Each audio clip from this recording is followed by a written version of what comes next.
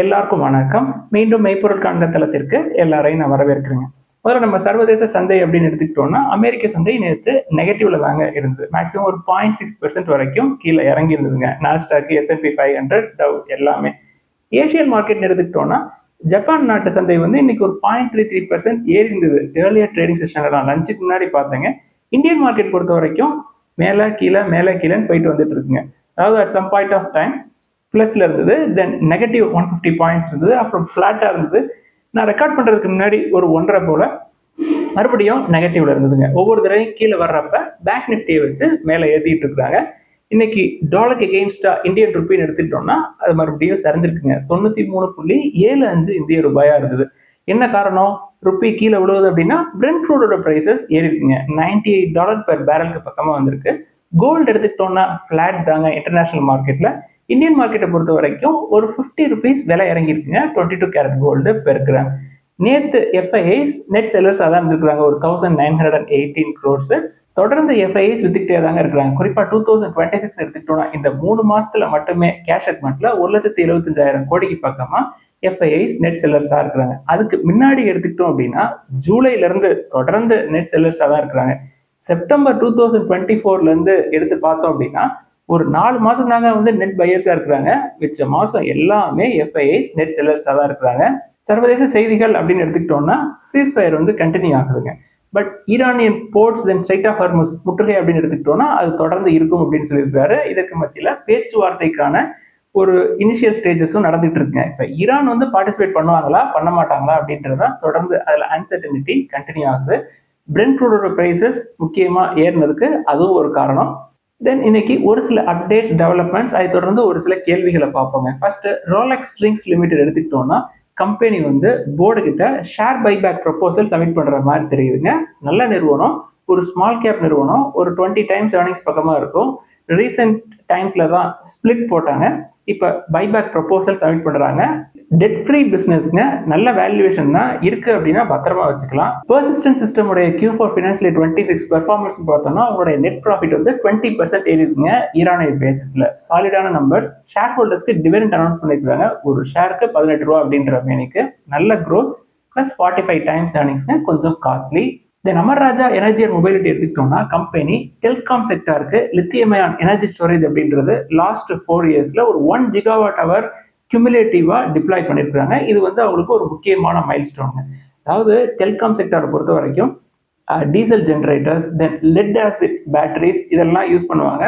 Any disruption இன் power supply இருந்தது அப்படின்னா இப்போ அவங்க எதை நோக்கி ஷிஃப்ட் ஆகுறாங்க அப்படின்னா லித்தியம் அயான் செல்ஸை நோக்கி ஷிஃப்ட் ஆகுறாங்க. கிட்டத்தட்ட 50,000 டெலிகாம் இன்ஃப்ராஸ்ட்ரக்சர்ஸ்க்கு Amara Raja energy and mobility deploy பண்ணிருக்காங்க. கெப்பாசிட்டி 1 gigawatt hourங்க லாஸ்ட் 4 இயர்ஸ்ல. அமர்ராஜா எனர்ஜி அண்ட் மொபைலிட்டியை பொறுத்த வரைக்கும் டெலிகாம் பேட்டரி செக்மெண்ட் எடுத்துக்கிட்டோம்னா அவங்க தாங்க வந்து மார்க்கெட் லீடர். அவங்கள்ட்ட மார்க்கெட் ஷேரே வந்து ஒரு 35% இருக்கும். முற்காலங்கள்ல லெட் ஆசிட் பேட்டரிஸ் கொடுத்துட்டு இருந்திருக்காங்க. இப்ப எல்லாமே வந்து லித்தியம் அயான் செல்ஸை நோக்கி கன்வெர்ட் ஆகிட்டு இருக்காங்க. அது போக அமர்ராஜால இன்னொரு அப்டேட் என்னன்னா ஃபினான்ஷியல் 27ல நாங்க இவி செல்ஸ், பல்க் ப்ரொடக்ஷன் ஆஃப் இவி செல்ஸை நாங்க இனிஷியேட் பண்ணுவோம், அதற்கான திட்டத்தில் இருக்கோம் அப்படின்னு சொல்லியிருக்காங்க. கம்பெனி இப்பயுமே நல்ல வேல்யூவேஷன்ல இருக்கு, டெட் ஃப்ரீ. எக்ஸைட கம்பேர் பண்றப்ப அமர்ராஜா ரொம்ப சீப். கர்நாடகா பேங்க் எடுத்துக்கிட்டோம்னா கம்பெனி வந்து POS solution provider fine labs கூட ஒரு பார்ட்னர்ஷிப் போட்டிருக்காங்க. இந்த பார்ட்னர்ஷிப் வந்து கர்நாடகா பேங்க் கஸ்டமர்ஸ் உடைய டிஜிட்டல் பேமெண்ட் ஆப்ஷனை ஸ்ட்ரென்தன் பண்ணும் அப்படின்னு எக்ஸ்பெக்ட் பண்றாங்க. இப்பயுமே வேல்யூவேஷன் நல்ல லெவல்ல தாங்க இருக்கு கர்நாடகா பேங்க்.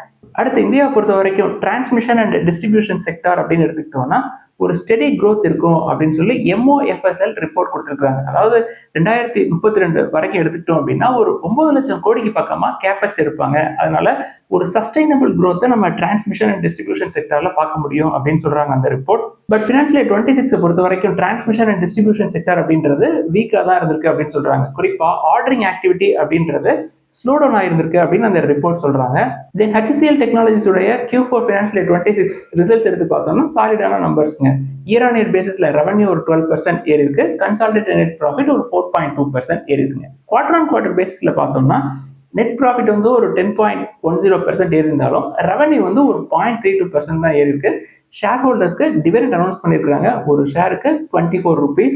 April 25, 2026 வந்து ரெக்கார்ட் டேட். HCL டெக்னாலஜிஸை பொறுத்த வரைக்கும் நம்ம கவனிக்க வேண்டியது ஃபினான்ஷியல் 27க்கான கைடன்ஸ் எவ்வளவு கொடுத்துருக்காங்க அப்படின்றதான் 1 to 4% கொடுத்துருக்காங்க அவங்களுடைய growth guidance. இது வந்து financial year 26 கம்பேர் பண்றப்ப கம்மிங்க. financial year 26ல அவங்களுடைய கைடன்ஸ் வந்து 2 to 5% இருக்கும் அப்படின்னு சொல்லியிருந்தாங்க. தென் டாடா எலக்ட்ரிக் எடுத்துக்கிட்டோம்னா கம்பெனியுடைய சீக்வன்ஷியல் பெர்ஃபார்மன்ஸ் ஸ்ட்ராங்கா இருந்ததுங்க. ஆனாலும் 5% வரைக்கும் இன்னைக்கு ஷேர் பிரைஸ் அடிச்சிட்டாங்க. சீக்வன்ஷியல் பேசிஸ்ல எடுத்துக்கிட்டோம்னா அவங்களோட ப்ராஃபிட் அப்படியே டபுள் ஆயிருக்குங்க. ஒரு 109 crore ப்ராஃபிட் பண்ணியிருந்திருக்காங்க Q3 financial year 26ல. Q4 financial year 26ல அது 220 crores கூடி இருக்கு. இயர் ஆன் இயர் பேசிஸ்ல எடுத்துக்கிட்டாலும் நல்ல நம்பர்ஸ் தான் ரெவன்யூ க்ரோத் காட்டியிருக்காங்க. ஆனாலும் அடிச்சிருக்காங்க. என்ன காரணம் அப்படின்னா வேல்யூவேஷன் 50 டைம்ஸ்ங்க, ரொம்ப ரொம்ப காஸ்ட்லி. ஷேர் ஹோல்டர்ஸ்க்கு டிவிடெண்ட் அனௌன்ஸ் பண்ணியிருக்காங்க, ஒரு ஷேருக்கு 75 rupees. நெஸ்லே இந்தியா எடுத்துக்கிட்டோம்னா ஸ்ட்ராங்கான நம்பர்ஸ்ங்க, அதாவது 75 டைம்ஸ் ஏர்னிங்ஸ் இருந்தாலும் அதுக்கு ஈக்குவலண்டா ரெவன்யூ க்ரோத் காட்டியிருக்காங்க, ப்ராஃபிட்டபிலிட்டி க்ரோத்தும் காட்டியிருக்காங்க. இப்போ டோட்டல் ரெவன்யூ அப்படின்னு எடுத்துக்கிட்டோம்னா ஒரு 23% பக்கமா ஏறி இருக்குங்க. கம்பெனியுடைய நெட் ப்ராஃபிட் எடுத்துக்கிட்டோம்னா ஒரு 25.8% ஏறி இருக்கு இயர் ஆன் இயர் பேசிஸ்ல. ஷேர் ஹோல்டர்ஸ்க்கு டிவிடெண்டும் கொடுக்குறாங்க, ₹5 per ஷேர். உப்ரோ கேபிட்டலுடைய பெர்ஃபார்மன்ஸ் எடுத்து பார்த்தோம்னா ஸ்ட்ராங்கான நம்பர்ஸ்ங்க. ப்ராஃபிட் ஆஃப்டர் டாக்ஸ் 26% ஏறி இருக்குங்க இயர் ஆன் இயர் பேசிஸ்ல. அதாவது ஒரு 40.5 crores இருந்து 51.1 crore ஏறி இருக்கு இயர் ஆன் இயர் பேசிஸ்ல. கம்பெனியுடைய ஃபினான்ஷியல் இயர் 26 ஓவரால் பெர்ஃபார்மன்ஸ் எடுத்துக்கிட்டாலும் நல்லா இருக்குங்க. 21% year on year growth. Net income அப்படின்னு எடுத்துக்கிட்டோம்னா அதுவும் ஒரு 31% ஏறி இருக்குங்க. நம்ம இந்த நிறுவனத்தை பார்க்கறது இல்லை, பட் ஷேர் ஹோல்டர்ஸ்க்கு உண்மையிலேயே ஒரு பாசிட்டிவான டெவலப்மெண்ட். இப்பயுமே பிரைஸ் டு புக்னு பார்த்தோம்னா 0.62 தான் இருக்கும்.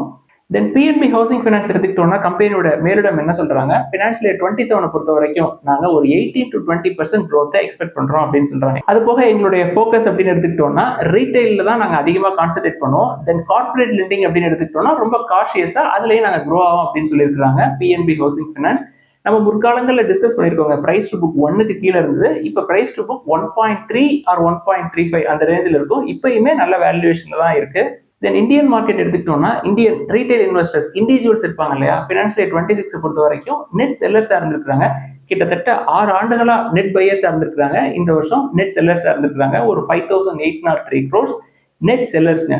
போன வருஷம் ஃபினான்ஷியல் இயர் 25ஓட கதையை எடுத்து பார்த்தோம்னா இன்ஃப்ளோ இருந்திருக்குங்க, ஒரு 1.25 lakh crores இருந்திருக்கு. ப்ராஃபிட் புக்கிங் நடந்திருக்குங்க. இண்டிவிஜுவல்ஸும் நிறைய ப்ராஃபிட் வந்து வெளில எடுத்திருக்காங்க. நெட் செல்லர்ஸா டர்ன் ஆயிருக்காங்க இண்டிவிஜுவல் இன்வெஸ்டர்ஸ்.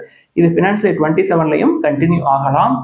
லுபின் நிறுவனம் எடுத்துக்கிட்டோம்னா கம்பெனி வந்து ஜெனரிக் டயபிட்டிஸ் ட்ரக் யூஎஸ்ஏல லான்ச் பண்றாங்க. அதுக்கான யூஎஸ்எஃப்டிஏ அப்ரூவலும் உங்களுக்கு கிடைச்சிருக்குங்க. டிஃபாக்ளிஃப்ளோசின் தென் மெட்டாஃபார்மின் ஹைட்ரோக்ளோரைட், இந்த 2 ட்ரக்கும் வந்து ஆன்டி டயபெட்டிக் ட்ரக். இதை யூஎஸ்ஏல லான்ச் பண்ணியிருக்காங்க. இது லுபினுக்கு ஒரு பாசிட்டிவான டெவலப்மெண்ட். அடுத்து இன்னைக்கு ஒரு சில கேள்விகளை மட்டும் பார்ப்போங்க. மற்றொரு பதிவுல நம்ம கேள்விகள் எல்லாத்தையுமே டிஸ்கஸ் பண்ணியிருப்போம்.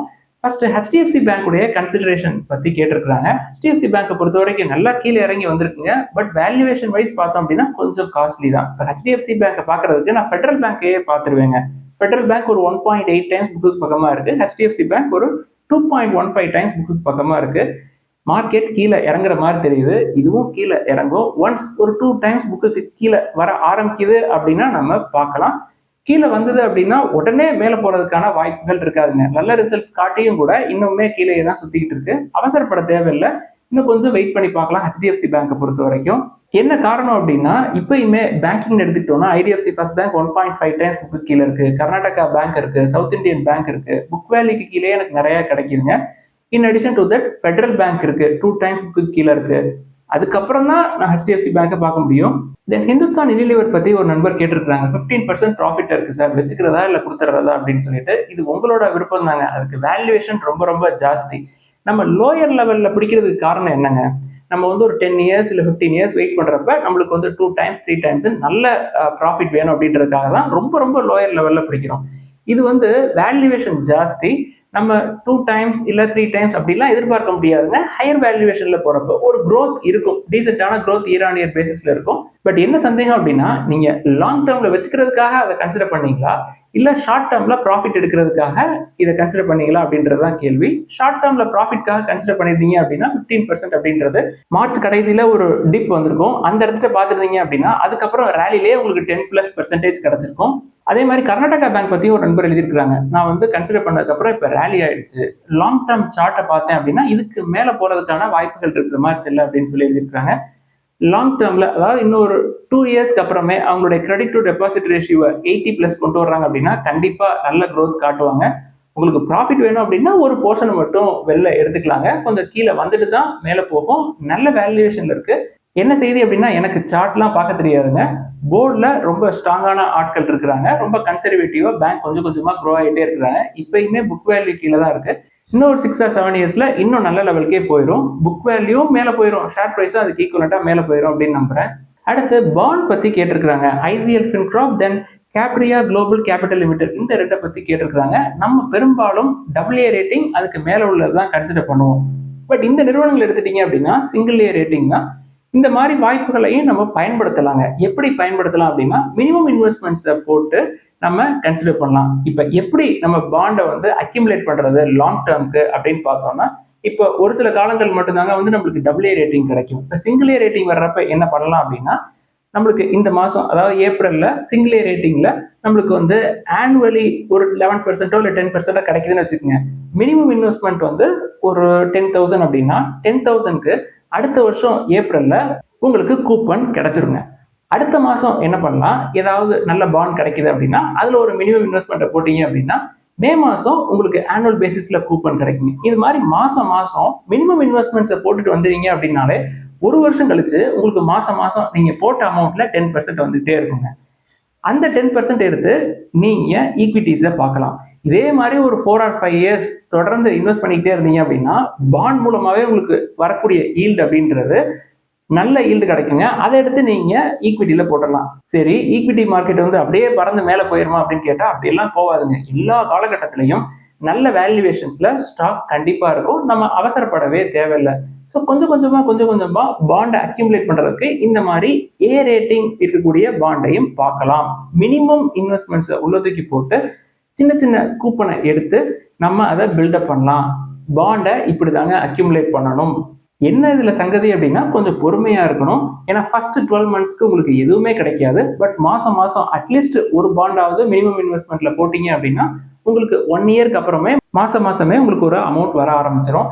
இன் அடிஷன் டு தட் நம்மளுக்கு நடுவில் ஏதாவது AA ரேட்டிங்ல பாண்டு கிடைக்குது அப்படின்னா மினிமம் இன்வெஸ்ட்மெண்ட்ஸ்ல இருந்து கொஞ்சம் கூட்டிக்கலாம். அடுத்த ஒரு நண்பர் வந்து மார்ச் 30, 2026 மார்க்கெட் வந்து பயங்கரமா கீழே இறங்கி இருந்தது. அதுக்கப்புறம் ஒரு ரேலி ஆயிடுச்சு. அன்னைக்கு பினான்சியல் சுச்சுவேஷன்ல என்னால கன்சிடர் பண்ண முடியல. வார் தொடர்ந்து நடந்துட்டு இருந்தது. கொஞ்சம் பயமாவும் இருந்தது. அன்னைக்கு நான் ஆப்பர்ச்சுனிட்டியை மிஸ் பண்ணிட்டேன். மறுபடியும் அந்த மாதிரி ஆப்பர்ச்சுனிட்டி கிடைக்குமா அப்படின்னு சொல்லி கேட்டிருக்கிறாங்க. கண்டிப்பா கிடைக்குங்க. அவசரப்படவே தேவையில்லை. பொறுமையா இருந்தீங்க அப்படின்னா ஆப்பர்ச்சுனிட்டி கண்டிப்பா கிடைக்கும். பட் அதே நிறுவனத்துல தான் கண்டிப்பா ஆப்பர்ச்சுனிட்டி கிடைக்கும் அப்படின்னு இல்லைங்க. உங்கள்கிட்ட ஒரு பூல் ஆஃப் ஸ்டாக்ஸ் இருக்கு அப்படின்னா அதுல ஏதாவது ஒரு ஸ்டாக் இல்ல 2 ஸ்டாக்கை போட்டு அடிப்பாங்க. அன்னைக்கு அந்த ஆப்பர்ச்சுனிட்டியை பயன்படுத்திக்கலாம். இதெல்லாம் தான் இந்த பதிவுல முக்கியமா டிஸ்கஸ் பண்ண நினைச்சோம். அது போக நாளைக்கு வாக்குப்பதிவுங்க. கண்டிப்பா உங்களுடைய வாக்கை செலுத்திடுங்க. அது நம்ம உரிமை, நம்மளோட கடமையும் கூட.